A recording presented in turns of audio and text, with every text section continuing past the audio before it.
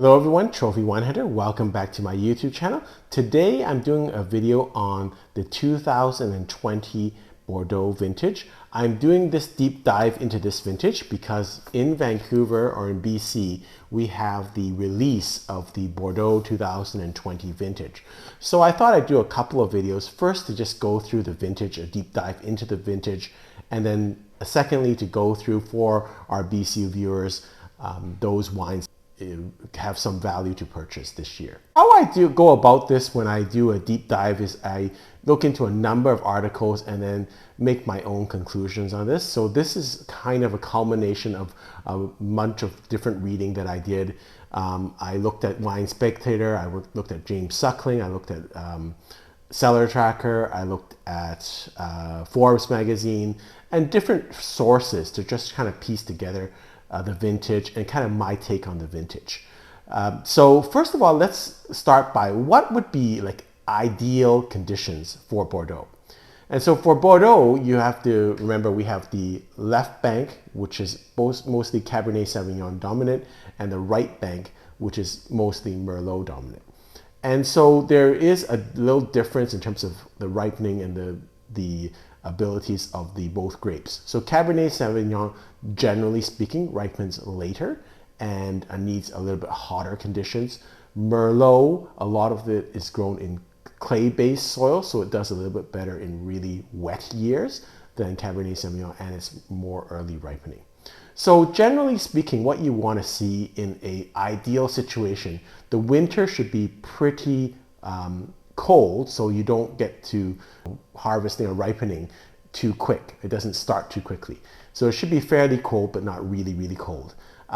Then through the spring, you want to have gentle heat. You want to have a little bit of rain, but not too much rain.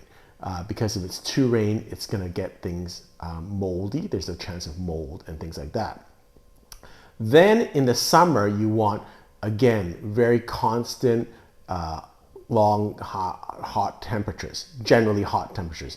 You don't want too hot because, again, if it ripens too quickly with the Cabernet Sauvignon grape, you won't get that total ripeness. If it's too hot, it'll be too early to pick, and you don't really generally want that.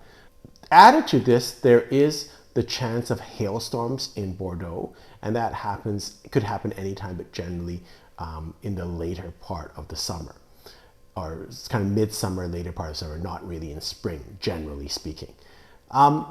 And to add to this also, there's this global warming effect, and generally global warming has changed the ripening cycle, and in general, the ripening is occurring earlier because of global warming and the temperatures are getting hotter. So again, they're having to manage all of these things.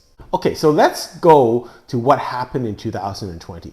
So let's start with the winter. The winter was mild, and that's good and bad. It's not the worst, but what happened is when it's mild, it causes the vine cycle to start early. So that means it starts to, grow. And so I guess it's not the total ideal, but not the worst. So the ideal would be kind of pretty cold. The really bad would be really, really cold or really, really warm. This was mild, so it's okay. Okay, that's kind of normal in Bordeaux. Let's go to the spring. The spring was wet, and so there was quite a bit of rain. And so again, what we're looking for ideal is warm, constant warm temperature, not too hot. So this was not ideal. Really bad is it rains through the whole spring. It wasn't that bad, but it did rain quite a bit for stretches. And so that did cause when there's too much rain, it causes mildew problems. And so that was a factor here, but again, not the worst possible that we could have, okay? Let's look at the summer.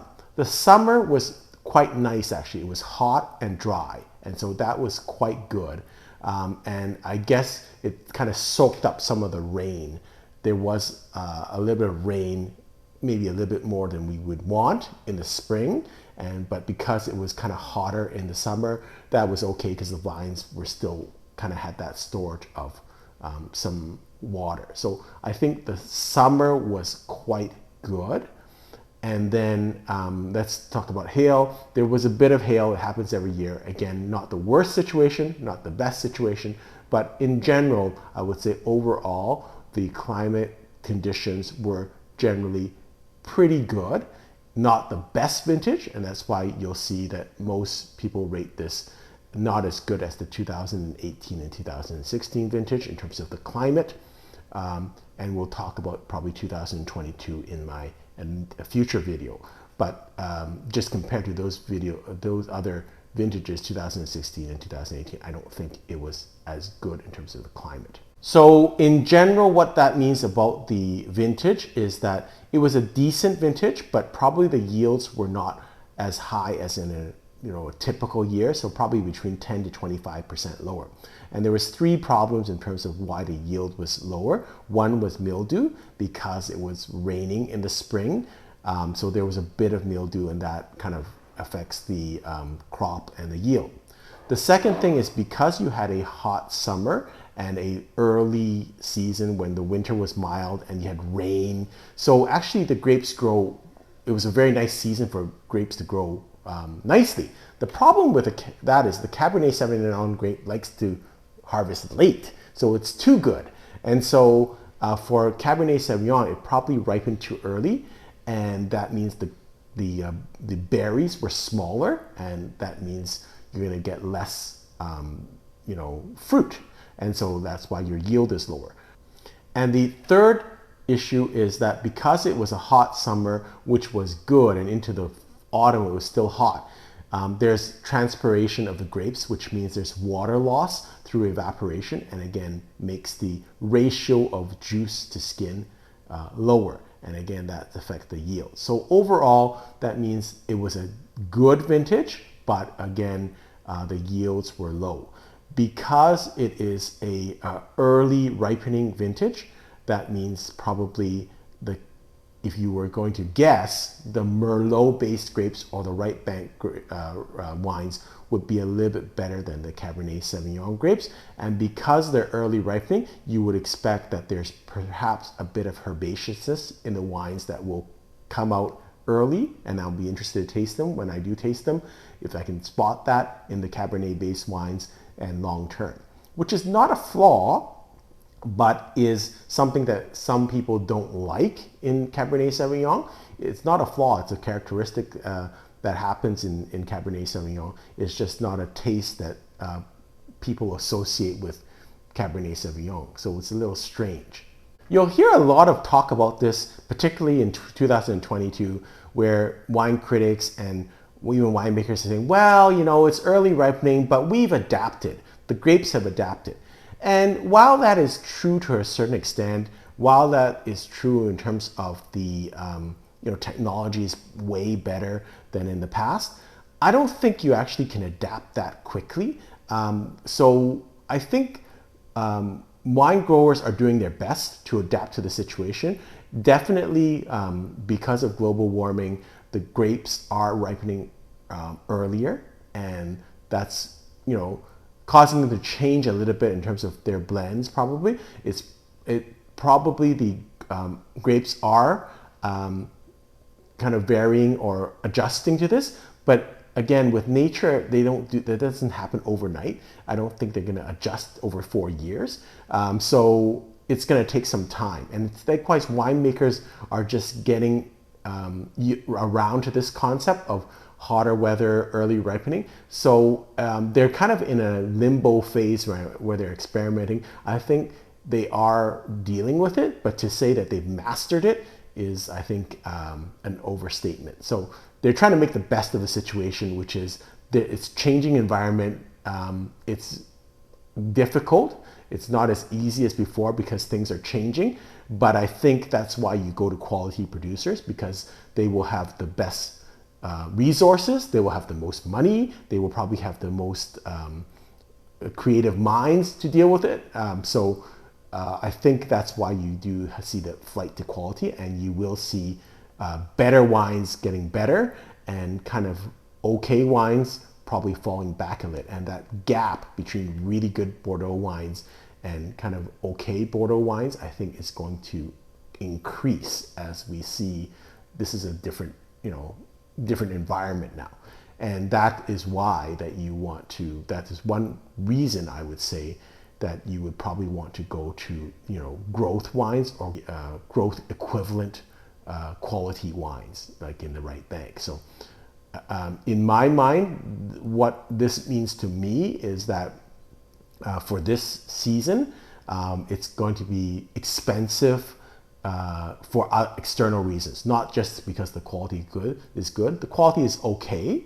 I think it's a very good vintage, but not as good as 2016, 2018. But the prices will already be inflated because there was low yield. And of course, when there's low yield, the producers have to charge a little bit more because they have less wine to sell. I think because it is, especially for the Cabernet Sauvignon grape, if the ripening season, it ripened early, I don't think it will last as long. That's not to mean it, you have to drink all these wines within 5 years, but it's not going to be one of these vintages like where we're going to go 40, 50 years on this vintage. So it's going to be a mid-term drinking vintage in my opinion. But again, it'll be interesting once I start to taste the wines, how they taste. What does this mean to you in terms of a buyer? It means that we have to look for quality. This is not going to be one of these vintages where you're going to stock up for a lifetime. That has probably gone with the 2016 and 2018 vintage, although there are some still left in BC liquor stores. It will be a vintage where you're looking for probably Merlot based great wines, a little bit more. You're going to get a little bit more value for them. And so, yeah, and then you're going to probably go with a little bit more balanced mixes. Like you're not going to go with very high ratio Cabernet Sauvignon wines, and you're going to look for quality wines. So this is probably not a vintage that you're going to pick up a lot of great long-term value wines that are going to be really tannic for a long time. So that's kind of my take on things. Hope you've enjoyed this video. Until next time, happy drinking.